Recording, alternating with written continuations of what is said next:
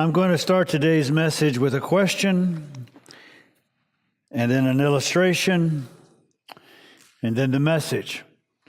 The question is this: what differentiates you from other people? What makes you different, unique from other people? And I guess to expand upon that, what makes our congregation, if it is differentiated or unique from among others? The next is a story. There's a group of friends barreling down the highway at 90 miles an hour. One of the friends, who's in what's called the shotgun seat, says, "I don't know where we're going. I don't even have the address to put into the GPS. We're lost." The driver turns and says, "Yeah, I know, but at least we're making good progress." So the question is simply movement, progress. Moses is going to answer differently. Movement going forward is not necessarily progress. So if you'll turn to Exodus chapter 33, it says this: "Then the Lord spoke to Moses, 'Depart, go up from here, you and the people whom you have brought up from the land of Egypt to the land of which I swore to Abraham, Isaac, and to Jacob, saying, to your descendants I will give it.'" Now I want you to notice that last time we took a look that there was the sin of the people worshiping a molten image of a calf or a bull, and how that seemed to change God's reaction to things. And he changed it to, from my people to your people, and from my delivering them from Egypt to your delivering them from Egypt. And that he had told Moses, "Leave me alone that I might destroy them and start over with you." And Moses intercedes. And even though Moses offered the atonement of himself, and God said he would punish those who were responsible, there has been a consequence of their sin. And part of that consequence is that God has instant said, "They're your people, you delivered them, but I'm going to keep my promise. I'm going to give you the land that I promised to your forefathers." And he goes on to say, "And I will send an angel before you, and I will drive out the Canaanite and the Amorite and the Hittite, the Perizzite and the Hivite and the Jebusite.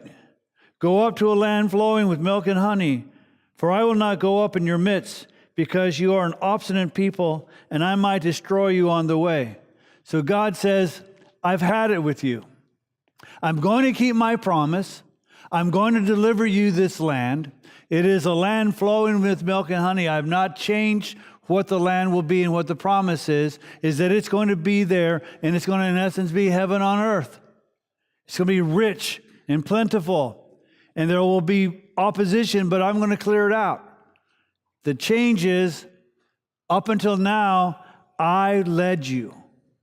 But now I'm going to send an angel, a messenger, who will go before you. But I can't do it anymore because you might act the way you've been acting, and I might just take you out.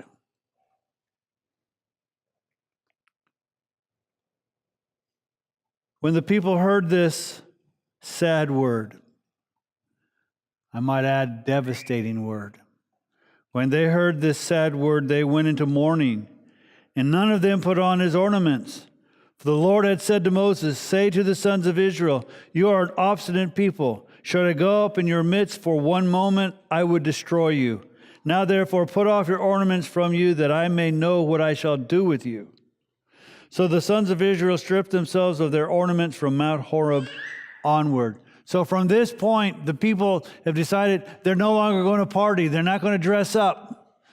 All the ornaments of their wealth they've removed, because they understand that this is not a day of celebration, but a day, if you will, of mourning, because God is not going with them. He's sending another. Now, most people would look at it and say, well, God's keeping his promise. Let's go chugging on.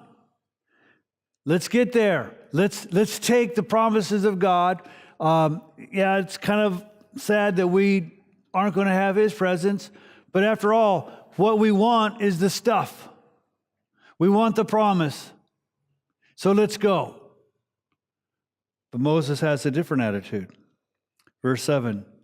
Now Moses used to take the tent and pitch it outside the camp, a good distance from the camp, and he called the tent of meeting. And everyone who sought the Lord would go out to the tent of the meeting, which was outside the camp. Now notice, God had been telling them how to construct his tabernacle, and that was going to be in the midst of the people. But now there's this tent. They haven't made the tabernacle yet because of the golden calf incident. God now is going to meet with Moses a far distance outside their habitation. And it came about whenever Moses went out to the tent that all the people would arise and stand, each at the entrance of his tent, and gaze after Moses until he entered the tent. Whenever Moses entered the tent, the pillar of cloud would descend and stand at the entrance of the tent, and the Lord would speak with Moses. When all the people saw the pillar of cloud standing at the entrance of the tent, all the people would arise and worship, each at the entrance of his tent. Now, I want you to notice, God didn't show up every Sabbath day. We have this tendency to think, well, we're supposed to worship God on our Sundays or the Sabbath because that's when we call. Notice when God shows up to meet with Moses, they stand at their tent and worship him. So much for just worshiping him at church. We should be worshiping God whenever he shows up, and hopefully that's even at home.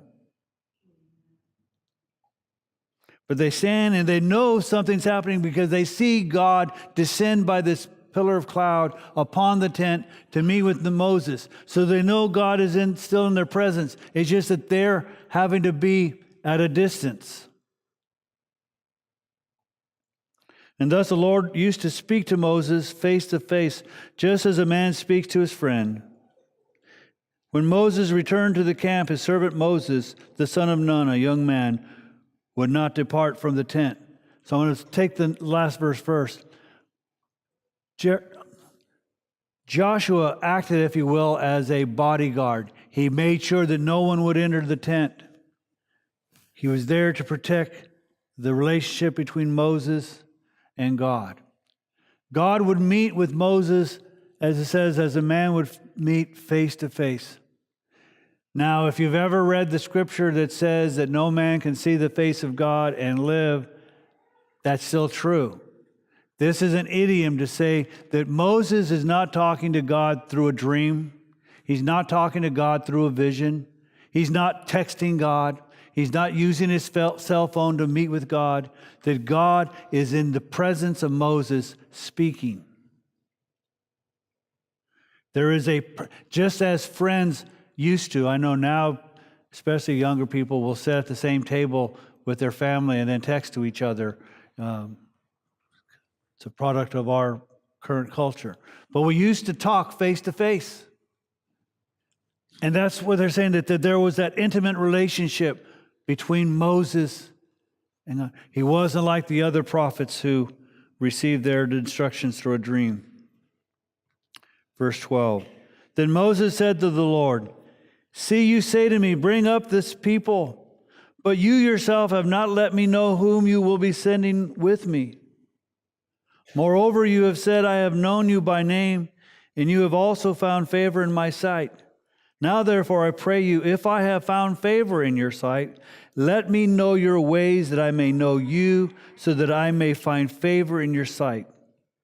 So first he says, okay, you told me an angel is going. I don't know who that is.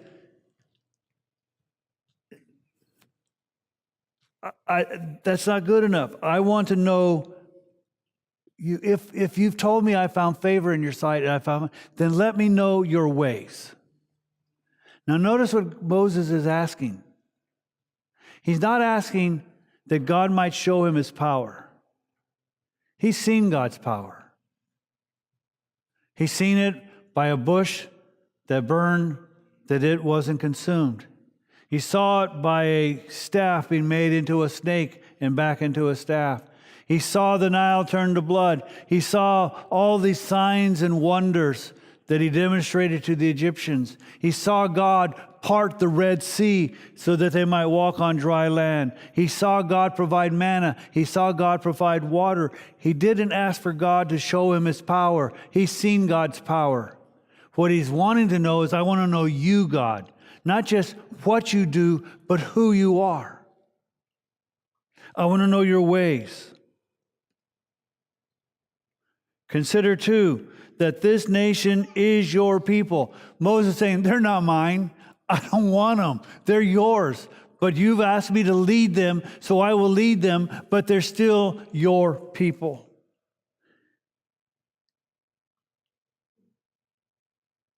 And he said, my presence shall go with you, and I will give you rest. Moses gets what he's asking for. He says, God, it's not good enough that you send somebody else. I want to know your ways. I want to be in your presence. And God responds by saying, not only will my presence go with you, I'm also going to give you rest. Then he said to him, if your presence does not go with us, do not lead us up from here. Now I want you to realize what Moses is saying. He is saying that the presence of God and his leading is more important than anything else.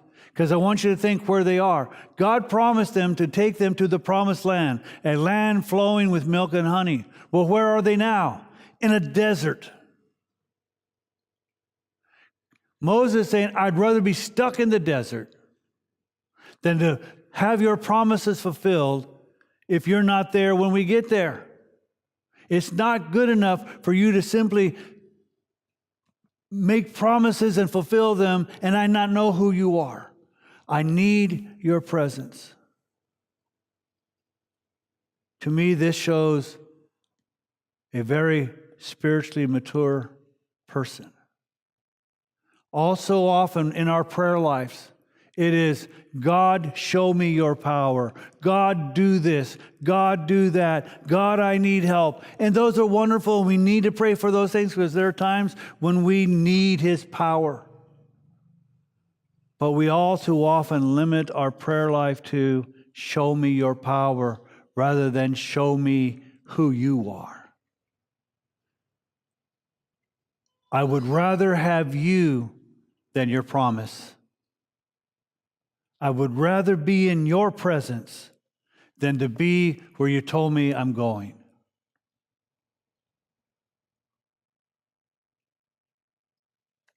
Again, if your presence does not go with us, do not lead us up from here.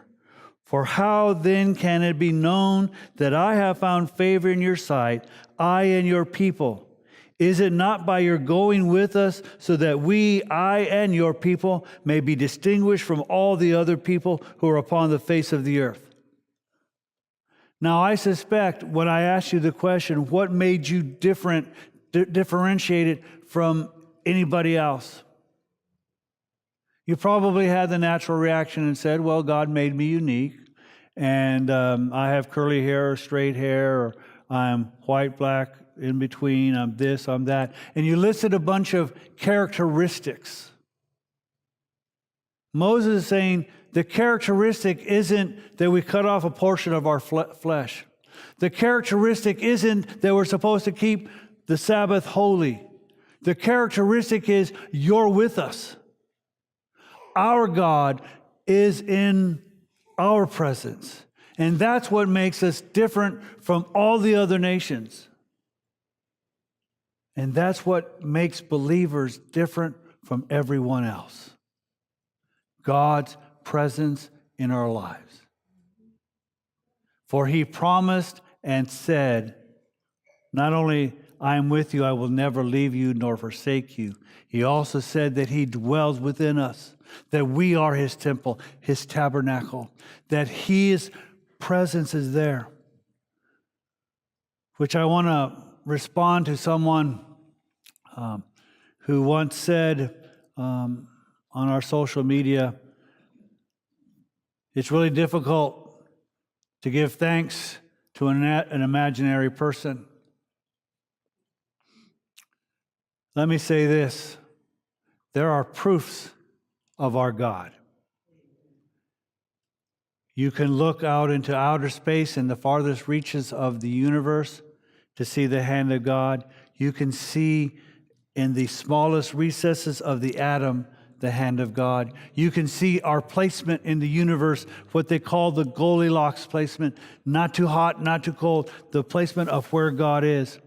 Not only the universe declares His majesty and His glory, Jesus rose from the dead, a fact. I don't need an imaginary friend. I have a very real one who is the God of the resurrection. I also know that because He lives within my life, I know whom I have believed and am persuaded that He's able to keep all of His promises, no matter how bad it looks. So my God is not imaginary. My God is not something I hope for. My God is something who is, whether I see it or not.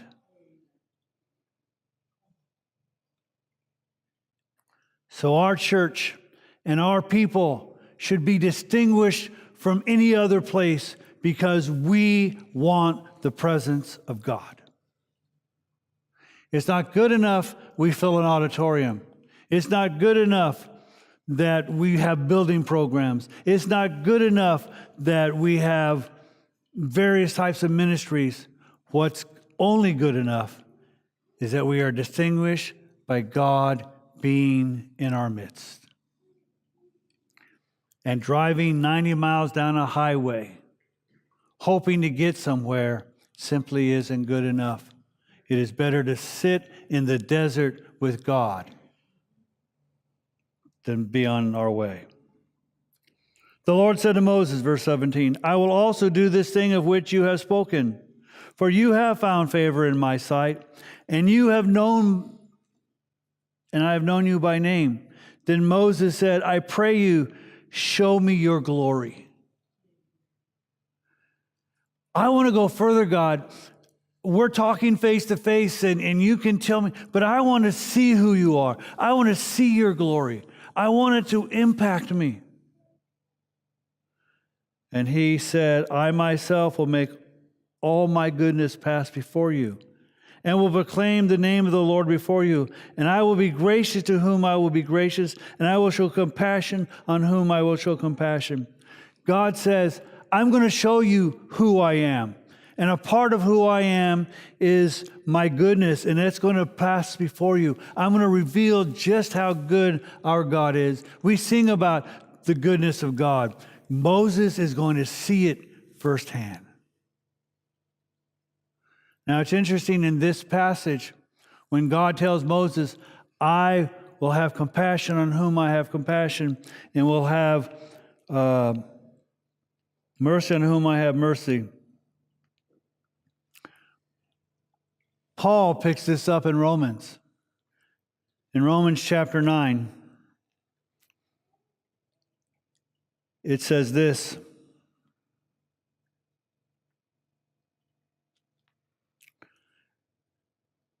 Verse 9 of chapter 9. For this is the word of the promise. At this time I will come, and Sarah shall have a son. And not only this, but there was Rebekah, who also, when she was conceived twins by one man, our father Isaac, for though the twins were not yet born, and had not yet done anything good or bad, so that God's purpose according to His choice would stand, not because of works, but because of Him who calls.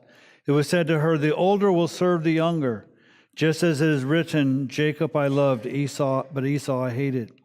What shall we say then? If there is no justice with God, is there? There is no injustice with God, is there? May it never be. For He says to Moses, I will have mercy on whom I have mercy, and I will have compassion on whom I have compassion. So then it does not depend on the man who wills or the man who runs, but on God who has mercy. For the scripture says to Pharaoh, for this very purpose I raised you up, to demonstrate my power in you, and that my name might be proclaimed throughout the whole earth. So then he has mercy on whom he desires, and he hardens whom he desires. Part of that goodness that Moses sees of God is the understanding that, yes, that Moses found favor in the sight of God. But it was not that Moses was a great person. As a matter of fact, Moses was raised in the same household with Pharaoh. Just as Jacob and Esau were raised in the same house, God chose one and not the other. God chose the orphan, if you will, the one released into the river to live in the house of Pharaoh rather than Pharaoh himself. God says, to whom I have mercy, it's my decision, not yours. It's not your incredible ability, Moses. It's me.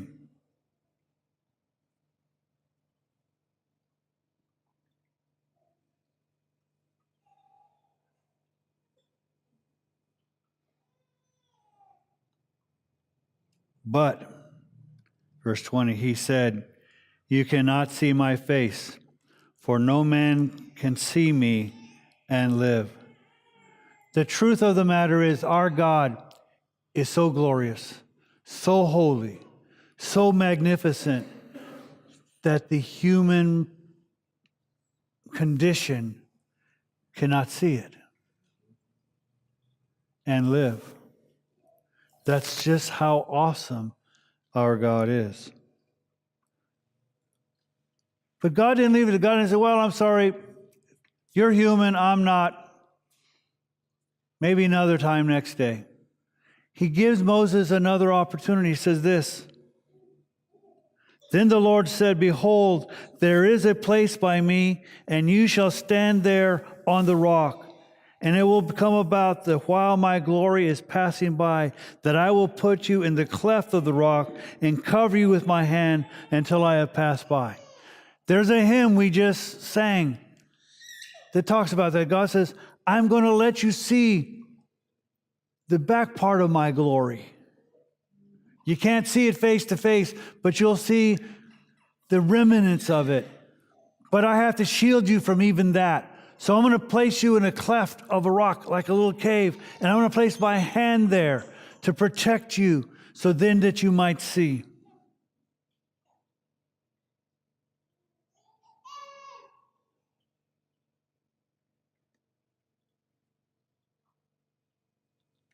Then I will take my hand away, and you shall see my back, but my face shall not be seen.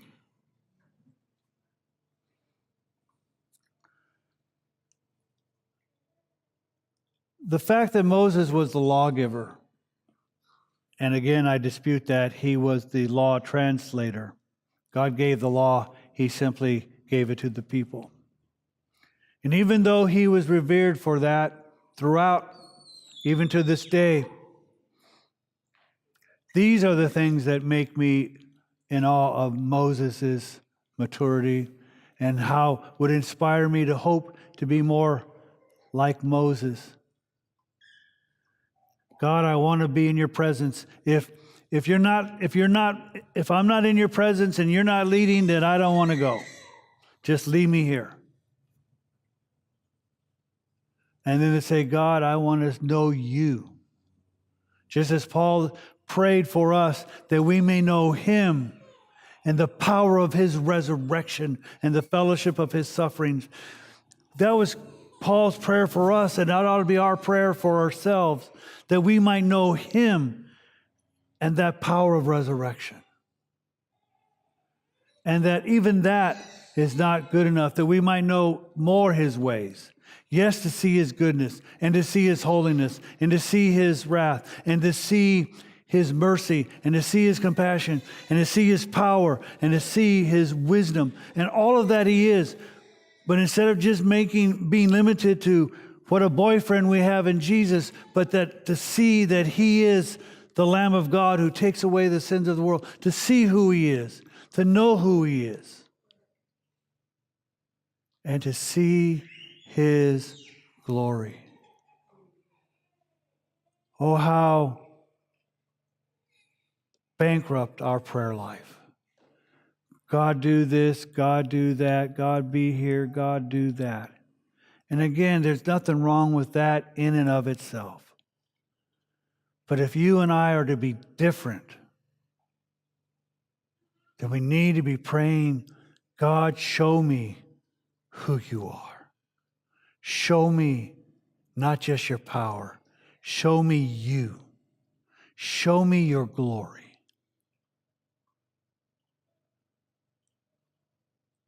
And I want to be different because I want a relationship with you that's different.